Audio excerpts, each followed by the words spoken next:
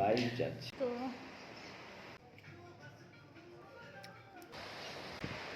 কাটা ঝাড়ি এভাবে খেতে হয় মাছ। বড়দের সকলকে প্রণাম জানিয়ে আজকের ব্লগটা শুরু করলাম, কারণ আজ আমার জন্মদিন, শুক্রবার 3 এপ্রিল।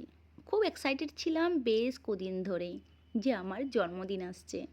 কেন জানি না আমি এত এক্সাইটেড থাকি, আমার মতে মনে হয় সবাই খুব এক্সাইটেড থাকে বার্থডের ব্যাপারটায়। আমি 1 মাস আগের থেকে খুব এক্সাইটেড ছিলাম যে আমার জন্মদিন। সেই ছোটোর থেকেই জন্মদিনের সময়টা এলে কী যে ভালো লাগে বলে বোঝাতে পারবো না। যাই হোক, কালকে তো অনেক রাত অবধি জেগেছিলাম, আজ উঠতে উঠতে বেশ খানিকটা লেট হয়েছে। বেশ কিছু জায়গায় যাওয়ার কথা ছিল, তারপরে লাঞ্চে। তো লাঞ্চের টাইম তো বুক হয়ে গেছে টেবিল, তো আমাদের খুব তাড়াহুড়ো করে রেডি হতে হচ্ছে। সকালে স্নান করে মন্দিরে গিয়ে আমি পুজো দিয়ে এসেছি, সাথে গিয়েছিল আরিয়ান। আর এখন আমি এই শাড়িটা পরে নিয়েছি। এই শাড়িটা সন্তায় চুজ করে দিল আর বলল ভালো লাগছে এই শাড়িটা পরে। তার সাথে একটা ম্যাচিং করে আমি হারও পরলাম। দেখেই বুঝতে পারছো যে বার্থডে গার্ল কতটা এক্সাইটেড আর কতটা খুশি।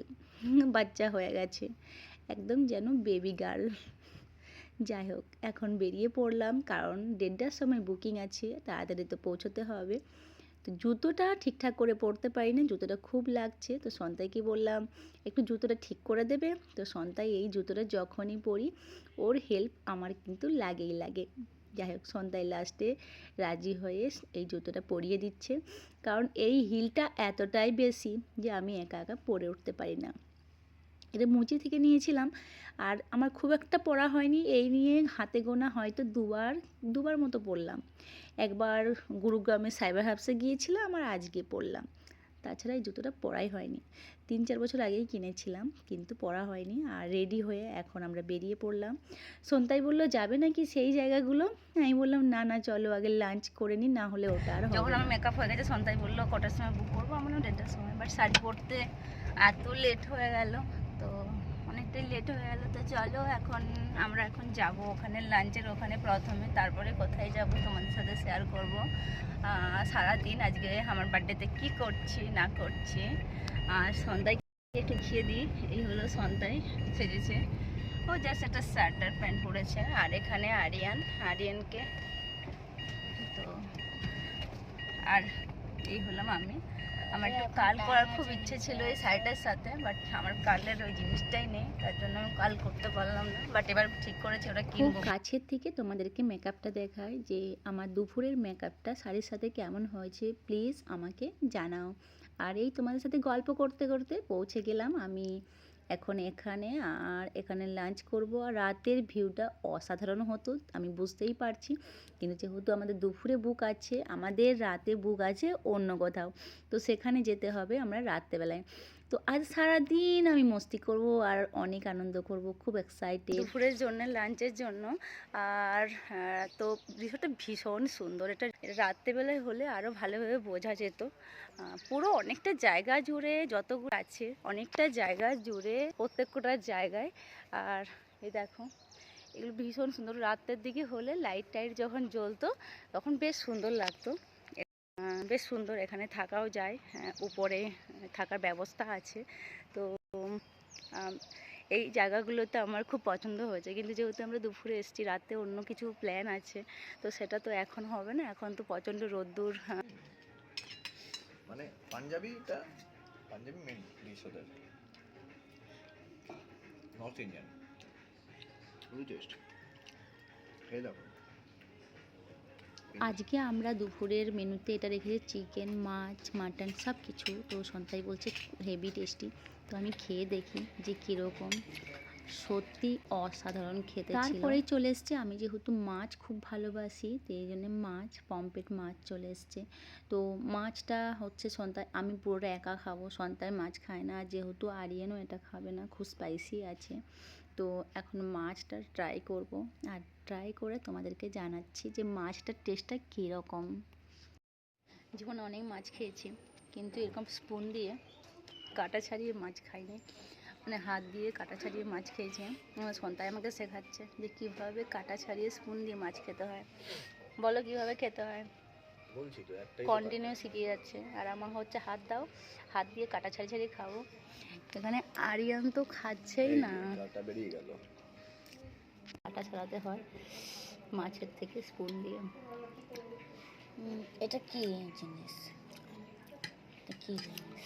প্রচণ্ড পরিমাণে কাঁটা, আর আমাদের স্পুন দিয়ে একটাই কাঁটা মাঝখানে। আর খুব ঝাল।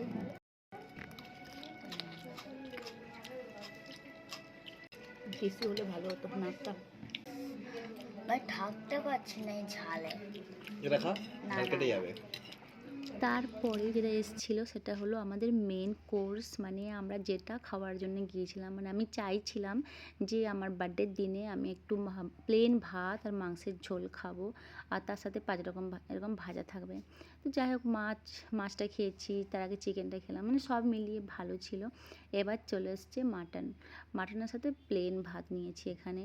আর মাটনটা এতটাই ভালো ছিল, প্রত্যেক কটা পিস এতটাই ভালো টেস্টি ছিল যে মানে প্রচণ্ড সফট একটা ব্যাপার ছিল। আমার শ্বশুরমশাই যে বানাতো চিকেন এই মাটনটা, তো ওইটা আমার মনে পড়ে গেল। আমার প্রেগনেন্সির সময় যেদিন আমার ডেলিভারি হবে ঠিক এইরকমই সন্তায় মাটন বানিয়েছিল।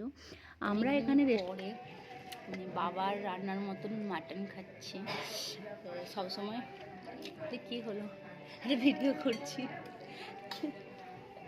অনেকদিন পরে আমি নিজের হাতে খেয়েছি।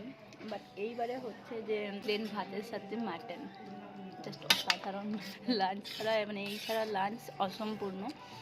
তো তার জন্য আমরা এটা রাখলাম প্লেন ভাতের সাথে।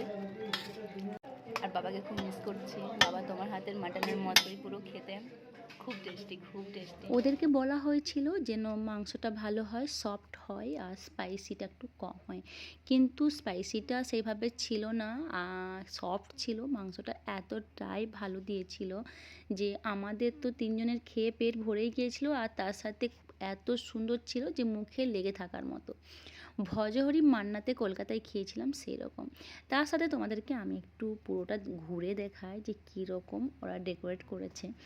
এত সুন্দরভাবে এর জায়গাটা বানানো, ভীষণই সুন্দর লেগেছে আমার। বিশেষ করে এই চুড়িগুলো আর এই বাঁশ পাতা দিয়ে যেগুলো বানানো, সেই জিনিসটা আমাকে মানে খুব আকর্ষণ করেছে। ভিতরে সাধারণত রাত্রেবেলায় কেউ হয়তো সেভাবে আসে না, বাইরেতেই মানুষজন বসে, কিন্তু যেহেতু দুপুরবেলায় সেহেতু তো এই জায়গাটাতে দুপুরবেলা তো বসতেই হয়, বাইরে তো প্রচণ্ড রোদ্দুর। আর আরিয়ান খুব মজা করছিল ওর বাবার সানগ্লাসটা নিয়ে। তো আমি আর আরিয়ান এখানে অনেকটাই টাইম মজা করেছিলাম। মানে খাওয়া দাওয়া করে বিল মিটিয়ে সব কিছু কমপ্লিট করে ওখান থেকে বেরিয়ে গেলাম। বেরোতে 4টে বেজে গেল। সন্তাই বলল এরপর আর কোথায় যাব, যেখানে যাবার কথা ছিল ওটা একটু আগে গেলেই ভালো হতো, আর কিংবা একটু বিকেল দিয়ে গেলে ভালো হয়। কিন্তু আমরা চলে এসেছিলাম এখানে মহাদেব ঘাটে। আমার জন্মদিন উপলক্ষে এই মহাদেব ঘাটে আমি মহাদেবকে প্রণাম করার জন্যই চলে এসেছিলাম। আর এই জায়গাটা অসাধারণ ছিল, এতটাই সুন্দর ছিল জায়গাটা যে ভীষণ সুন্দর। পরে একদিন আসবো অন্য কোনো দিন। আজ এত পরিমাণে খেয়ে ফেলেছি আর শরীরটাও একদম ভালো লাগছিল না, আর এতটাই ভালো লাগছিল এই ব্রিজটা। তো এই ব্রিজটাতে কিছুটা সময় কাটানোর পরে আরিয়ান বলছিল নৌকোয় চাপবো, কিন্তু নৌকোয় চাপিনি, এখন আমরা বাড়ি যাবো। ইচ্ছে করছিল না যেহেতু প্রচণ্ড পরিমাণে খেয়ে ফেলেছি, আর শরীরটা একটু অস্বস্তি করছিল। আর এত দুপুরের মধ্যে এত রোদ্দুর, প্রচণ্ড গরম লাগছে, দেখে বুঝতে পারছো। যখন বেরিয়েছিলাম বাড়ি থেকে রোদ্দুরে ঘোরার পরে সেই অবস্থাটা যে কি অবস্থা হয়েছে, কারণ এখন প্রচণ্ড রোদ্দুর। তো আমরা ঠিক করেছি এখন বাড়ি যাব, বাড়িতে গিয়ে একটু ঘুমোবো, ঘুমিয়ে তারপর আবার সন্ধ্যাবেলা রেডি হয়ে তখন কোথাও বেরোবো। তোমার ম্যাম কিন্তু আমাকে বার্থডে উইশ করেছে, তো এখনো প্রত্যেকটা আমার হোয়াটসঅ্যাপ স্ট্যাটাসে আমাকে লাভ রিয়াক্ট দেয়, খুব ভালোবাসে। কেন সবাই আমাদের মিস করছে? তাই? হ্যাঁ। আচ্ছা। আর আমি অ্যাকচুয়ালি ক্লাসে আমাদের ভালো স্টুডেন্ট ছিলাম। ধীরাজ কি বললো?